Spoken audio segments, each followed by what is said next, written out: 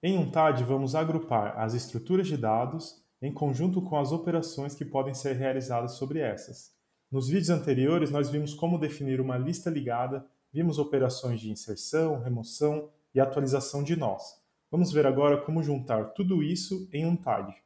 Vamos fazer algo que é parecido com uma classe, mas lembrando que C não é uma linguagem orientada a objetos. Isso significa que conceitos mais avançados como herança e polimorfismo não são aplicados aqui nos TADs.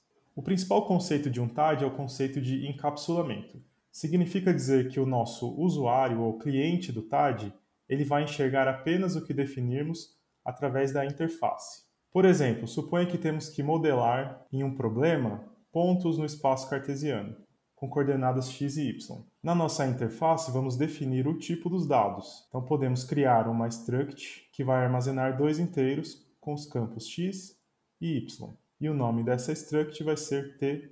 Vamos definir também algumas operações que podem ser feitas sobre esses dados. Por exemplo, a operação de distância.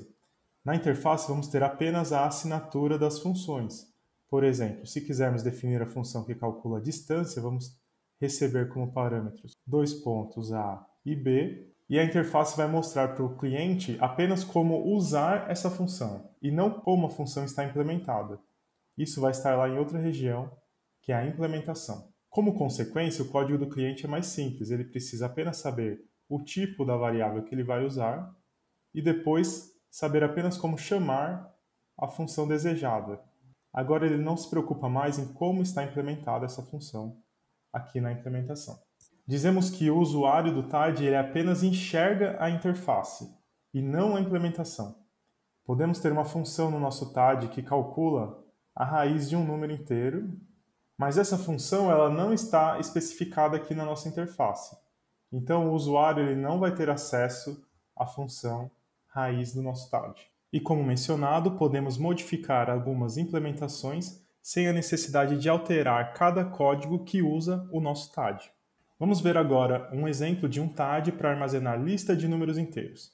A primeira opção seria usando um vetor de inteiros e a segunda opção seria usando uma lista ligada. Podemos criar uma interface que vai definir as operações sobre essa lista e o tipo de dado utilizado. O usuário do TAD, que é o nosso cliente, ele precisa apenas enxergar a interface como que ele deve chamar as funções. Uma vez declarada uma variável para o nosso TAD, ele precisa apenas passar o endereço dessa variável, especificado aqui, e o valor x que ele quer inserir no início. Nesse exemplo, estamos considerando a implementação do TAD como um vetor. Vejam que se quiséssemos alterar para uma lista ligada, podemos modificar aqui o typedef e usar a segunda função insereInício. O conceito de encapsulamento está no fato de que o usuário principal do nosso TAD ele não precisa saber exatamente qual é o tipo de dado utilizado e como as funções estão sendo implementadas.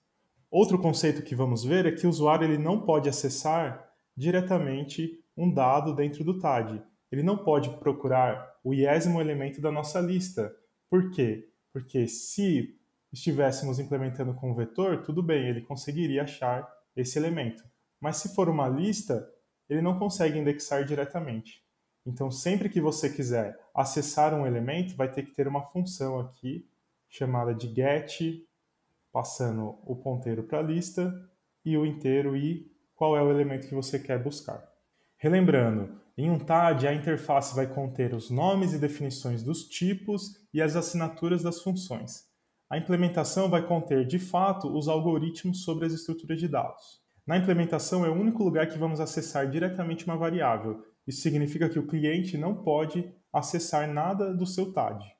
Algumas vantagens já discutidas incluem a independência e facilidade de manutenção do código. Nós vimos que podemos alterar as operações dentro do TAD, sempre respeitando a interface especificada para o cliente. Isso vai ajudar na hora de desenvolver problemas maiores. Temos também um maior potencial de reutilização do código.